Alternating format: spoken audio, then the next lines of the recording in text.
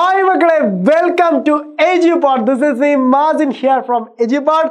ജോഗ്രഫിയുടെ ഒരു സ്പെഷ്യൽ വീഡിയോയിലേക്ക് എല്ലാവർക്കും സുസ്വാഗതം. ഞാൻ ഇന്ന് വന്നിരിക്കുന്നത് ഒരു സ്പെഷ്യൽ വീഡിയോ ആയിട്ടാണെന്ന് ഞാൻ പറഞ്ഞു. എന്താണ് സ്പെഷ്യൽ വീഡിയോ എന്ന് നമുക്ക് നോക്കാം. +2 എത്തിയിരിക്കുന്ന മക്കളാണ് നിങ്ങൾ ക്ലാസ്സുകളൊക്കെ കേട്ട് തുടങ്ങിയിട്ടുണ്ടാവും. യെസ്, നിങ്ങൾ പഠിച്ചു തുടങ്ങിയിട്ടുണ്ടാവും. സോ ഇവിടെ വെച്ച് ഞാൻ എന്താണ് പറയാൻ ഉദ്ദേശിക്കുന്നത്, യെസ്, എന്താണ് +2, എന്താണ് +2, എങ്ങനെയായിരിക്കും +2 ജോഗ്രഫി, എങ്ങനെയായിരിക്കും ഇതിൽ നമുക്ക് മാർക്ക് നേടാൻ പറ്റുക എന്നൊക്കെയുള്ള ആശങ്കകൾ പലരും ചോദിക്കുകയുണ്ടായി. എല്ലാവർക്കും ഒരു സൊല്യൂഷൻ ദാ ഇവിടെ കൊടുത്തിരിക്കുന്നു. എന്താണ് +2 നിങ്ങൾ പഠിക്കുന്ന ജോഗ്രഫി എന്ന് കംപ്ലീറ്റ് ആയിട്ട് നമ്മളിതാ ഈ വീഡിയോയിൽ പറഞ്ഞ് അവസാനിപ്പിക്കും. നോക്കിക്കോ, എന്തൊക്കെ നമുക്ക് പഠിക്കാനുണ്ട്. നമ്മൾ കഴിഞ്ഞ വർഷം പഠിച്ചതിൽ നിന്ന് വ്യത്യസ്തമായി എന്തൊക്കെയുണ്ട്.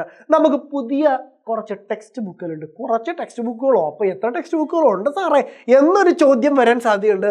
കണ്ടോ, ഇതാണ് ഒന്നാമത്തെ ടെക്സ്റ്റ് ബുക്ക്. ഏതാണ് അതിൻ്റെ പേര്? Fundamentals of human geography. ഒന്നാമത്തെ ടെക്സ്റ്റ് ബുക്കിന്റെ പേര്. അപ്പോൾ ഒന്നാമത്തെ ടെക്സ്റ്റ് ബുക്ക് എന്ന് പറയുമ്പോൾ വീണ്ടും ടെക്സ്റ്റ് ബുക്ക് ഉണ്ടെന്നാണല്ലോ അതിൻ്റെ ഒരു മീനിങ്. സോ ഒന്നാമത്തെ ടെക്സ്റ്റ് ബുക്കിന്റെ പേര് പഠിച്ചു വെക്കുക. Fundamentals of human geography text book, +2 text book, ജോഗ്രഫിയുടെ ഒന്നാമത്തെ ടെക്സ്റ്റ് ബുക്ക്. അപ്പോൾ മനസ്സിലാക്കേണ്ട കാര്യം, നമുക്ക് ഇനിയും ടെക്സ്റ്റ് ബുക്കുകളുണ്ട്. ഇതിനകത്ത് പഠിക്കുന്നത് കഴിഞ്ഞ വർഷം പഠിച്ചതിനേക്കാൾ ചില ചേഞ്ചുകളൊക്കെയുള്ള ടോപ്പിക്കുകളായിരിക്കും. പൂർണ്ണമായിട്ടും ഭൂമിയുടെ ഉള്ളിൽ പുറം അങ്ങനെയൊന്നും ആയിരിക്കില്ല പഠിക്കുക. ഇവിടെ പഠിക്കുന്ന എന്താണ്? ഹ്യൂമൻ ജോഗ്രഫിയാണ്, അഥവാ മാനവ ഭൂമിശാസ്ത്രമാണ്. നിങ്ങൾക്ക് ഉള്ള ടെക്സ്റ്റ് ബുക്കിന്റെ ചട്ട ഇതായിരിക്കും. NCERT ടെക്സ്റ്റ് ബുക്ക് ആണെങ്കിൽ ഇതായിരിക്കും അതിൻ്റെ പുറം ചട്ട. ബട്ട് നിങ്ങൾ ഗൈഡൊക്കെയാണ് യൂസ് ചെയ്യുന്നുണ്ടെങ്കിൽ ഇതായിരിക്കില്ല. ഓക്കെ, അത്രയേ ഉള്ളൂ. ബട്ട് കണ്ടന്റ് എല്ലാം സെയിം ആയിരിക്കും. ഞാൻ എന്ത് ചെയ്യാം, ഇതിൻ്റെ ചാപ്റ്ററുകൾ എന്തൊക്കെയുണ്ടെന്നൊക്കെ ഞാൻ പറഞ്ഞു തരാം. സെറ്റായിരുന്നോ? ഇതിൽ പഠിക്കുന്നത് ഹ്യൂമൻ ജോഗ്രഫിയാണ്. നമ്മൾ നേരത്തെ പഠിച്ച ജോഗ്രഫിയിൽ നിന്ന് വ്യത്യസ്തമായിട്ട് ആ ഭൂമിയിൽ, നമ്മൾ +1 പഠിച്ചൊരു ഭൂമി ഉണ്ടായിരുന്നല്ലോ, ആ ഭൂമിയിൽ ജീവിക്കുന്ന ഒരു ജൈവ വിഭാഗമാണ് മനുഷ്യൻ, അല്ലേ? ആ മനുഷ്യനും ആ ഭൂമിയും തമ്മിലുള്ള ബന്ധത്തെക്കുറിച്ച് പഠിക്കുന്ന ഭൂമിശാസ്ത്രത്തിൻ്റെ ശാഖയാണ് ഹ്യൂമൻ ജോഗ്രഫി എന്ന് പറയുന്നത്. സോ ഇവിടെ നമ്മൾക്ക് മനസ്സിലാക്കേണ്ട കാര്യം, ഹ്യൂമൻ ജോഗ്രഫിയിൽ പഠിക്കുന്നത് മനുഷ്യന്റെ പല ആക്ടിവിറ്റീസുമായിരിക്കും. പൂർണ്ണമായിട്ടും ജോഗ്രഫി എന്നുള്ള നിങ്ങളുടെ മൈൻഡിലുള്ള ജോഗ്രഫി ആയിരിക്കില്ല. മനുഷ്യന്റെ പല ആക്ടിവിറ്റികളും പല പ്രവർത്തനങ്ങളും ഒക്കെ ആയിരിക്കും ഈ ഒരു സബ്ജക്റ്റിനകത്ത് നമ്മൾ പഠിക്കാൻ പോകുന്നത്. ഓക്കെ, രണ്ടാമത്തെ ടെക്സ്റ്റ് ബുക്ക് കാണണ്ടേ? ജീം ബൂംബ അത് അവിടെ വന്നിരിക്കുന്നു. രണ്ടാമത്തെ text book, India, people and economy. കേട്ടോ, ഇന്ത്യയുടെ ജനങ്ങളും സാമ്പത്തിക സ്ഥിതിയും സാമ്പത്തിക വ്യവസ്ഥയും എന്നുള്ള രണ്ടാമത്തെ ടെക്സ്റ്റ് ബുക്ക്. അതിൻ്റെ പുറംചട്ടയാണ് ഞാൻ ഈ കൊടുത്തിരിക്കുന്നത്. നിങ്ങളുടെ എഡിഷൻ ചിലപ്പം വേറെയാണെങ്കിൽ ഈ ചട്ടയ്ക്ക് മാറ്റം ഉണ്ടാവും, കണ്ടന്റ് ഒന്നും മാറ്റം ഉണ്ടാവില്ല കേട്ടോ. ഓക്കെ, ഇതാണ് രണ്ടാമത്തെ ടെക്സ്റ്റ് ബുക്ക്. ഇനി മൂന്നാമത് ഒരാളും കൂടെ ഉണ്ട്, അല്ലേ? അതാരാണ്? പ്രാക്ടിക്കൽ വർക്ക് ഇൻ ജോഗ്രഫി, ജോഗ്രഫിയുടെ പ്രാക്ടിക്കൽ ടെക്സ്റ്റ് ബുക്ക്. നമുക്ക് എല്ലാവർക്കും അറിയാം, ജോഗ്രഫി എന്നൊരു സബ്ജക്റ്റ് അത് വളരെ സ്പെഷ്യൽ ആണ്.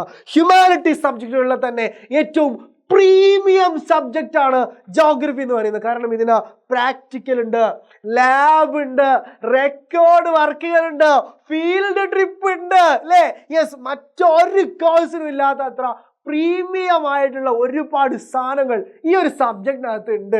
സോ ഈ ഒരു ടെക്സ്റ്റ് ബുക്ക് നിങ്ങൾക്ക് പരിചയമുണ്ടായിരിക്കും. സ്കൂളിൽ ഇതിൻ്റെ ക്ലാസ് ഒക്കെ നിങ്ങൾക്ക് കിട്ടിയിട്ടുണ്ടാകും, അല്ലെങ്കിൽ കിട്ടുമായിരിക്കും. ഓക്കെ, എന്തായാലും ഇത് നിങ്ങൾ പഠിക്കുമെന്നുള്ളത് തീർച്ചയാണ്. വളരെ ഇൻട്രസ്റ്റിംഗ് ആയിട്ടുള്ള കുറേ കാര്യങ്ങൾ ഈ പ്രാക്ടിക്കൽ വർക്ക്സിനകത്തുണ്ട്. സോ ഇതൊരു പേടിയും പേടിക്കേണ്ട സബ്ജക്റ്റാണ്. കാരണം നിങ്ങളുടെ സ്കൂളിലെ ടീച്ചേഴ്സ് വളരെ അടിപൊളിയായിട്ട് പറഞ്ഞു തരും ഈ ഒരു ടോപ്പിക്ക്. സോ അതിൻ്റെ കാര്യത്തിൽ ഒരു പേടിയും പേടിക്കേണ്ട, വളരെ ഇൻട്രസ്റ്റിംഗ് ആയിട്ട് ചെയ്യാൻ പറ്റിയൊരു സാധനമാണ് ഈ ഒരു പ്രാക്ടിക്കൽ വർക്ക് എന്ന് പറയുന്നത്. സോ അതിലേക്ക് നമുക്ക് വരാം. അതിന് മുമ്പ് ഓരോ ടെക്സ്റ്റ് ബുക്കിനകത്തും, ഇത് ഒന്നാമത്തെ ടെക്സ്റ്റ് ബുക്ക്, ഇത് രണ്ടാമത്തെ ടെക്സ്റ്റ് ബുക്ക്, ഇത് മൂന്നാമത്തെ ടെക്സ്റ്റ് ബുക്ക്. ഈ 3 ടെക്സ്റ്റ് ബുക്കുകൾക്കകത്തും എന്തൊക്കെയുണ്ട് നോക്കാം നമുക്ക്. The first text book, human geography, fundamentals of human geography എന്ന ടെക്സ്റ്റ് ബുക്കിനകത്ത് എന്തെല്ലാം ഉണ്ട് എന്ന് നമുക്ക് നോക്കാം. ഇതിനകത്ത് നമുക്ക് 8 കണ്ടന്റുകളാണുള്ളത്. 8 കണ്ടന്റുകളാണ് ഇതിനകത്തുള്ളത്. നമുക്ക് ഈ കളർ ഒന്ന് മാറ്റാം. ഓക്കെ, 8 കണ്ടന്റുകളുണ്ട് ഇതിനകത്ത്. ഈ 8 കണ്ടന്റുകളിൽ ആദ്യത്തെ content human geography nature and scope ആണ്. 2 മാർക്കിന് പരീക്ഷയ്ക്ക് ആനുവൽ എക്സാമിന്, അതായത് ബോർഡ് എക്സാമിന് ചോദിക്കുന്ന ഒരു ചാപ്റ്റർ ആണിത്. ഓക്കെ, സോ ഈ ഒരു ചാപ്റ്ററിനകത്ത് എന്താണ് കുറച്ച് ജോഗ്രഫി, ഹ്യൂമൻ ജോഗ്രഫിയുമായി ബന്ധപ്പെട്ട കുറച്ച് തിയറികളും അതിനെ പ്രഗത്ഭരായ കുറച്ച് ശാസ്ത്രജ്ഞർ പറഞ്ഞിരിക്കുന്ന ഡെഫിനിഷനുകളും ഒക്കെയാണ് ഈ ഒരു ചാപ്റ്ററിനകത്ത് നമ്മൾ പഠിക്കുന്നത്. രണ്ടാമത്തെ ചാപ്റ്ററിനകത്ത് the world population distribution and growth, അതായത് ലോകത്തിന്റെ ജനസംഖ്യയെക്കുറിച്ചും അതിന്റെ ഡെൻസിറ്റി എന്താണെന്നതിനെ കുറിച്ചും അതിന്റെ പോപ്പുലേഷന്റെ ഗ്രോത്ത് എന്ന കോൺസെപ്റ്റ് എന്താണെന്നതിനെ കുറിച്ചും ജനസംഖ്യയുമായി ബന്ധപ്പെട്ട കുറച്ച് കോൺസെപ്റ്റുകൾ പഠിക്കുന്ന രണ്ടാമത്തെ ഒരു ചാപ്റ്റർ.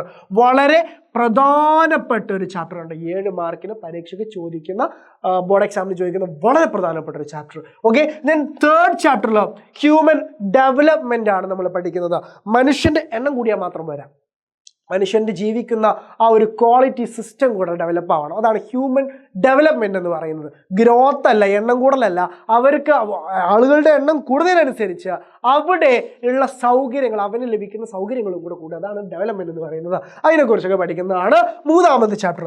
നാലാമത്തതിൽ പ്രൈമറി ആക്ടിവിറ്റിയാണ്. അതായത് മനുഷ്യൻ പ്രാഥമിക പ്രവർത്തനങ്ങളായിട്ട് ചെയ്യുന്ന ജോലികൾ എന്തൊക്കെയാണ്, ആ ജോലികൾ ഓരോന്നിനെ കുറിച്ചുമുള്ള പ്രത്യേകതകളും അതിൻ്റെ രീതികളും അത് എവിടെയൊക്കെയാണ് കാണപ്പെടുന്നത് എന്നുള്ള കാര്യങ്ങളൊക്കെയാണ് എന്ത് ചെയ്യുന്നത് പ്രൈമറി ആക്ടിവിറ്റീസിൽ പഠിക്കുന്ന. ഒരു എക്സാമ്പിൾ പറയുകയാണെന്നുണ്ടെങ്കിൽ കൃഷി ഒരു പ്രൈമറി ആക്ടിവിറ്റിയാണ്, പ്രാഥമിക പ്രവർത്തനമാണ്. അങ്ങനെയുള്ള കാര്യങ്ങളെയാണ് നമ്മൾ എന്ത് ചെയ്യുന്നത് ഇവിടെ പഠിക്കുന്നത്. ദെൻ സെക്കൻഡറി ആക്ടിവിറ്റിയാണ് രണ്ടാമത്. അതായത് സെക്കൻഡറി ലെവലിൽ, അതായത് കുറച്ച് പിന്നെ ഒരു പ്രൊഡക്ഷൻ ലെവൽ, ഒരു ഫാക്ടറി, ആ ഫാക്ടറിയിൽ നടക്കുന്ന തൊഴിൽ, ഇതൊക്കെ എന്താണ് സെക്കൻഡറി ആക്ടിവിറ്റിയാണ്. ഇങ്ങനത്തെ സെക്കൻഡറി ആക്ടിവിറ്റിയെ കുറിച്ചാണ് അടുത്തൊരു ചാപ്റ്റർ പഠിക്കുന്നത്.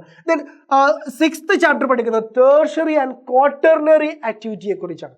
ടേർഷ്യറി ആക്ടിവിറ്റി എന്ന് പറയുന്നത് സർവീസ് സെക്ടറുമായി ബന്ധപ്പെട്ടതായിരിക്കും. ക്വാർട്ടർണറി ആക്ടിവിറ്റി എന്ന് പറയുന്നത് അത് മറ്റൊരു തരത്തിലും സർവീസ് സെക്ടറുമായി ബന്ധപ്പെട്ട ഗവൺമെന്റ് തലമൊക്കെ ആയിട്ട് ബന്ധപ്പെട്ട കാര്യങ്ങളായിരിക്കും ആ ഒരു ക്വാർട്ടർണറി ആക്ടിവിറ്റികൾ. നമുക്ക് ഡീറ്റെയിൽ ആയിട്ട് നമുക്ക് ചാപ്റ്ററിനകത്ത് അത് പഠിക്കാം.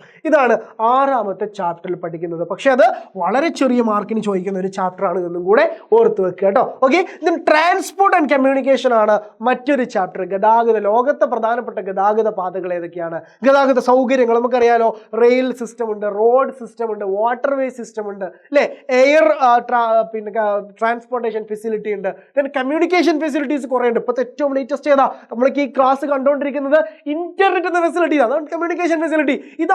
ഇതൊക്കെ ഇങ്ങനെയുള്ള കാര്യങ്ങളൊക്കെ പഠിക്കുന്ന ചാപ്റ്ററാണ് ട്രാൻസ്പോർട്ട് ആൻഡ് കമ്മ്യൂണിക്കേഷൻ എന്ന് പറയുന്ന ചാപ്റ്റർ. ദെൻ അവസാനത്തെ ചാപ്റ്റർ ഇന്റർനാഷണൽ ട്രേഡ്, അന്താരാഷ്ട്ര വ്യാപാരത്തെക്കുറിച്ചുള്ള ചാപ്റ്റർ. അന്താരാഷ്ട്ര വ്യാപാരത്തെക്കുറിച്ചുള്ള ചാപ്റ്റർ. ഒരു രാജ്യത്ത് നിന്ന് മറ്റൊരു രാജ്യത്തേക്ക് നടത്തുന്ന ട്രേഡുകൾ, അത് പല രൂപത്തിൽ പല കാര്യങ്ങൾ ട്രേഡ് നടത്താറുണ്ട്. 2 രാജ്യങ്ങൾ മാത്രം ട്രേഡ് നടത്താറുണ്ട്, കുറേ രാജ്യങ്ങൾ ചേർന്നിട്ട് അവർ ഒരു ട്രേഡ് യൂണിയൻ ഉണ്ടാക്കി അവർ തമ്മിൽ ട്രേഡ് നടത്താറുണ്ട്, അല്ലേ. ഇങ്ങനെയൊക്കെ പല കാര്യങ്ങൾ നടക്കാറുണ്ട്. അതിനെക്കുറിച്ചൊക്കെ പഠിക്കുന്ന ഒരു ചാപ്റ്ററാണ് ഇത്. മനുഷ്യന്മാർ നടത്തുന്ന ട്രേഡുകളെ, ഭൂമിയിൽ ജീവിക്കുന്ന മനുഷ്യൻ നടത്തുന്ന ട്രേഡുകളെ പറ്റി പഠിക്കുന്ന ചാപ്റ്റർ. ഞാൻ നിങ്ങളോട് നേരത്തെ പറഞ്ഞല്ലോ, ഈ ഒരു സബ്ജക്റ്റ് എന്ന് പറയുന്നത് എന്ത് മാത്രമല്ല, ഭൂമിയുടെ ഉൾഭാഗത്തെയും ഭൂമിയുടെ പുറത്തുള്ള മലകളും കുന്നുകളും പഠിക്കുന്ന മാത്രം ഒരു സബ്ജക്റ്റ് അല്ല. ഇതെന്തും കൂടിയാണ്, ഇവിടെ ജീവിക്കുന്ന മനുഷ്യനെ കുറിച്ചും കൂടെ പഠിക്കുന്ന ഒരു സബ്ജക്റ്റ് ആണ് എന്തെന്ന് പറയുന്നത് ജോഗ്രഫി എന്ന് പറയുന്നത് കേട്ടോ. ഓക്കെ, ഇതിന് അടുത്ത് നോക്കാം. നമുക്ക് 2ാമത്തെ ടെക്സ്റ്റ് ബുക്ക് ആയിരുന്നു ഇന്ത്യ പീപ്പിൾ ആൻഡ് എക്കോണമി എന്ന് പറയുന്നത്. ഈ ഒരു സബ്ജക്റ്റിനകത്ത് എന്തൊക്കെയുണ്ട്, 9 ചാപ്റ്ററുകളാണ് ഇവിടെ വരുന്നത്.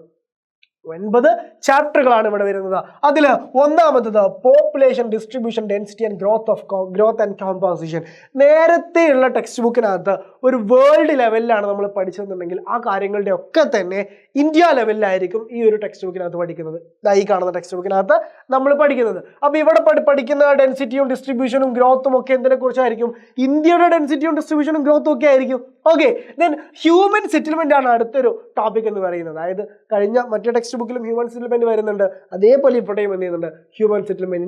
ഇന്ത്യയിലെ ആളുകൾ എങ്ങനെ താമസിക്കുന്നു, എവിടെയൊക്കെ താമസിക്കുന്നു എന്നുള്ളതാണ് ഹ്യൂമൻ സെറ്റിൽമെന്റ് എന്ന് പറയുന്നത്. Then third chapter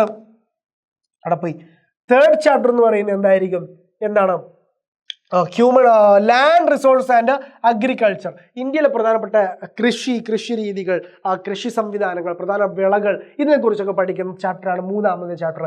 4ാമത്തത് water resources, നമ്മളെ പ്രധാനപ്പെട്ട ജലസ്രോതസ്സുകൾ എന്തൊക്കെയാണ് എന്നതിനെക്കുറിച്ചാണ് വാട്ടർ റിസോഴ്സ് എന്നുള്ള ചാപ്റ്ററിൽ പഠിക്കുന്നത്. കുഞ്ഞു ചാപ്റ്ററാണ്, അതിൽ 2 മാർക്കിൽ മാത്രമേ പരീക്ഷയ്ക്ക് ചോദിക്കുന്നുള്ളൂ എന്ന് മനസ്സിലാക്കി വെക്കുക കേട്ടോ. Okay, then minerals and energy resource. ഇന്ത്യയിലെ പ്രധാനപ്പെട്ട മിനറൽസ് എവിടെയൊക്കെ കാണപ്പെടുന്നു, അതേപോലെ അവിടെയുള്ള പ്രധാനപ്പെട്ട പ്രധാനപ്പെട്ട മൈൻസ് ഏതൊക്കെയാണ് എന്നുള്ള കാര്യങ്ങളൊക്കെയാണ് അവിടെ പഠിക്കുന്നത്. then അതേപോലെ എനർജി റിസോഴ്സ്, നമ്മളെ പ്രധാനപ്പെട്ട എനർജി റിസോഴ്സ്, കാറ്റാടിയുണ്ടോ, സോളാർ ഉണ്ടോ, കടൽ തിരമാലയുണ്ടോ, ഇങ്ങനെയുള്ള കാര്യങ്ങളൊക്കെ പഠിക്കുന്നതാണ് എന്ന് പറയുന്നത്. പിന്നെ നമ്മുടെ ജലവൈദ്യുത പദ്ധതികളുണ്ടോ, ഇതൊക്കെ പഠിക്കുന്നതാണ് എനർജി റിസോഴ്സസ് കേട്ടോ. അപ്പോൾ ഇതാണ് നമ്മുടെ 5ാമത്തെ ചാപ്റ്റർ.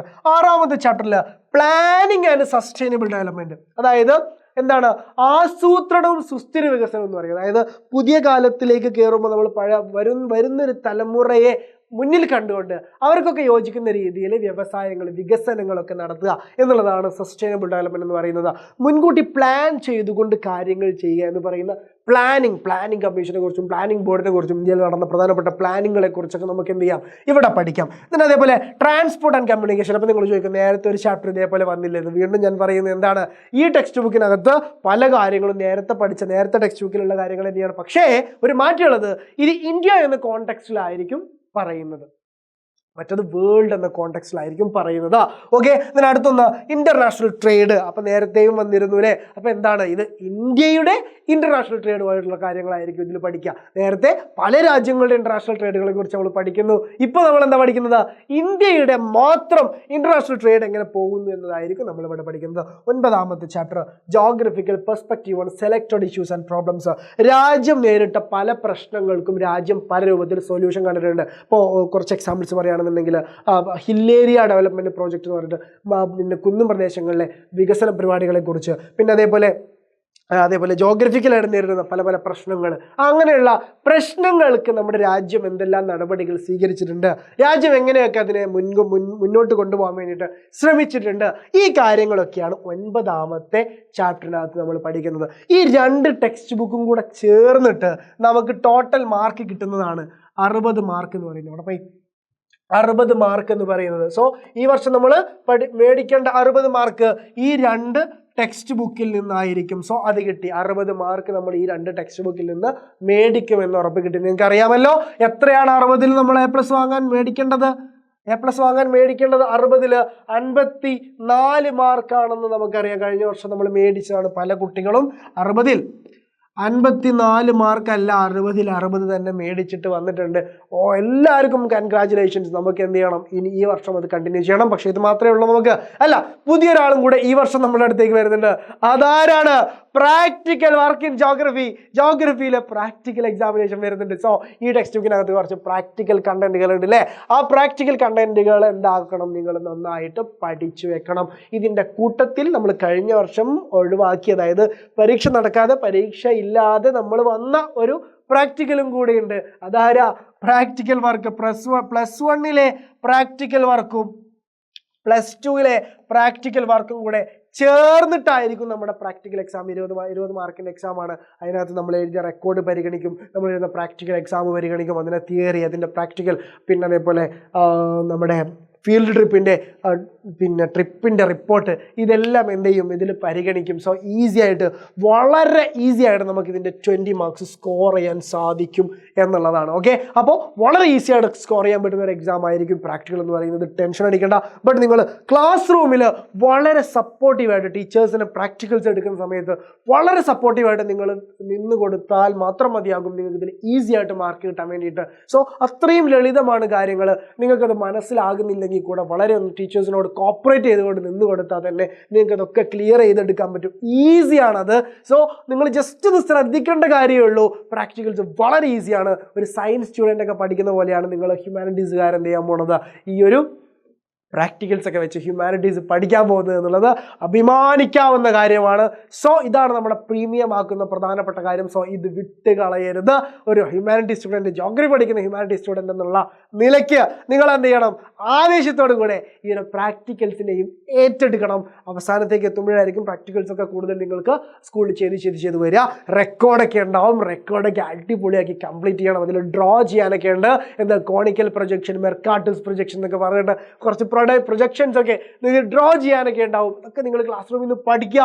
എക്സാമിന് ആ പറഞ്ഞു തരുന്ന ഏതെങ്കിലുമൊക്കെ തന്നെ എന്ത് ചെയ്യും, എക്സാമിന് വരികയും ചെയ്യും. അത് നിങ്ങൾ കോൺഫിഡൻ്റ് ആയിട്ട് പഠിച്ചോളാം. നമുക്ക് ഓൾ ദ ബെസ്റ്റ്. നമുക്ക് എന്ത് ചെയ്യണം, 200-ൽ 200 നമുക്ക് ജോഗ്രഫിക്ക് നേടിയിരിക്കണം. അതല്ലാത്തൊരു അപ്പീലില്ല. ഇനിയിപ്പോൾ കഴിഞ്ഞ വർഷം 1-2 മാർക്ക് കുറഞ്ഞവരാണെങ്കിൽ ഈ വർഷത്തെ 100 അത് കംപ്ലീറ്റ് നമുക്ക് മേടിച്ചിരിക്കണം. അതിന് കോംപ്രമൈസ് ഉണ്ടാവരുത്. ഓക്കേടാ. അപ്പം നമുക്ക് മറ്റൊരു വീഡിയോയിൽ ക്ലാസ്സുകളും ലെസണുകളൊക്കെ ആയിട്ട് വീണ്ടും കണ്ടുമുട്ടാം. This is me Madin signing off.